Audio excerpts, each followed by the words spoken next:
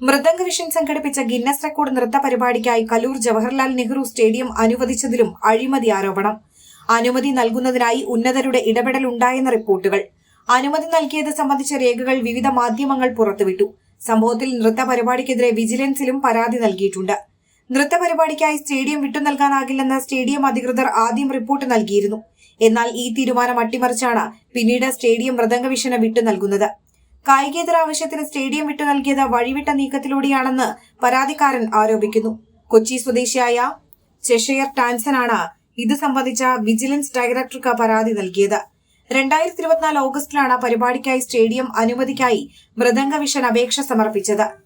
GCDA chairman ചന്ദ്രൻ പിള്ളയ്ക്കായിരുന്നു അപേക്ഷ സമർപ്പിച്ചത്. തുടർന്ന് 1 മാസത്തിനു ശേഷം ഈ അപേക്ഷ എസ്റ്റേറ്റ് വിഭാഗത്തിന് കൈമാറി.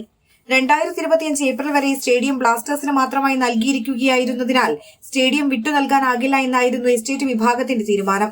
ഫുട്ബോളിന് വേണ്ടി മാത്രം നൽകിയിരിക്കുകയാണ് സ്റ്റേഡിയം. ഈ അപേക്ഷ പരിഗണിക്കാനാകില്ല. അന്താരാഷ്ട്ര നിലവാരത്തിൽ സജ്ജീകരിച്ചിരിക്കുന്ന ടർഫ് സ്റ്റേഡിയത്തിലുണ്ട്. മറ്റു പരിപാടികൾ നടത്തുന്നത് ടർഫിനെ ബാധിച്ചേക്കുമെന്നും എസ്റ്റേറ്റ് വിഭാഗം കണ്ടെത്തിയതായി GCDA രേഖകളിലുണ്ട്.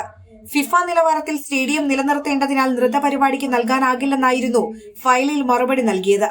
ഇത് മറികടന്ന ചെയർമാന്റെ ആവശ്യപ്രകാരം സ്റ്റേഡിയം അനുവദിച്ചതെന്ന് രേഖകളിൽ വ്യക്തമാണ്. ജനപ്രതിനിധികളടങ്ങുന്ന ജനറൽ കൌൺസിലാണ് സ്റ്റേഡിയം വിട്ടു നൽകുന്നതിന് അംഗീകാരം നൽകേണ്ടത്. എന്നാൽ ഇത് മറികടന്ന ചെയർമാൻ K. ചന്ദ്രൻപിള്ള വഴിവിട്ട് അനുമതി നൽകുകയായിരുന്നു.